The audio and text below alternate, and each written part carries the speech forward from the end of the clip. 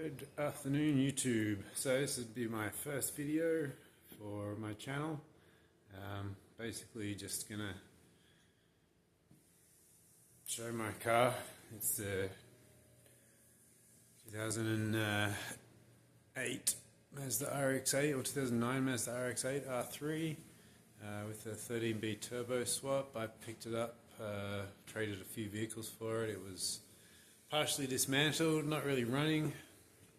It was all stanced out with these big fat wide wheels and just an inch off the ground, crazy like stance, like scraping sort of style, and some really shitty build quality going on with the way that it was put together. The fuel lines hanging over the drive shaft and wires hanging out everywhere, and just some bodgy stuff going on. So I spent the last few months picking it apart and putting it back together, and now I got it pretty much running pretty good. So figured I'd do a little cold start video and show you guys the car running. Okay, so quick little walk around. So we got it's all stock body, got some 1552 Super Touring wheels, Toyo R888Rs on there. They were from a different car, they're 18s, this thing should have 19s. We got a bunch of gauges in here, Innovate AFR gauge, can't remember what brand these ones are, but Defi gauges, I think they were. Yeah, stock everything inside, whole interior, it's just Recaro seats in the front. Everything works. The RX7 FD gearbox in there, 5-speed, OS back and diff.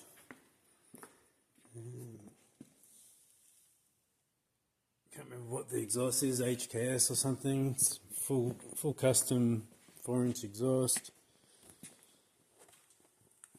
Pretty clean paint, a few scratches and some sap marks on the hood and around the body and stuff like that, but overall it's pretty fucking sweet. And now this is the money here. This is 13B turbo REW swapped. It's a half bridge. Got a 8374 Borg Warner with a custom twin scroll 4-inch ground wire that I gotta reconnect. Drive by cable throttle, so modified pedals, Aeromotive fuel pressure regulator, got a oil catch can full of steel wool inside there, but I haven't seen anything in there yet. Gilmer belt drive, got a custom intercooler, you can see that down there, custom intercooler, Mishimoto radiator. I put some heat wrap on this thing, on the strut brace, just because it gets so fucking hot. You touch it and burn your hand. A little heat wrap over some wires. Got a bunch of modified parts for like the gauges. So that's the coolant temp sensor down there with the racing beat adapter. Big oil filter, all AN lines for the fuel and the oil. OMP is deleted, so I have to run a lot of premix. Yeah, I think the ABS has also been deleted, but I haven't yet to try that out. Bigger oil filter too. I didn't have a coolant catch can, just had the pressure can here, and I found that it wasn't filling the tube, so I was worried that there was no coolant getting to the turbo. So I added the overflow canister, which is basically just a hiking water bottle made of aluminum that I put a hole in and bolted down. I thought it fit quite well.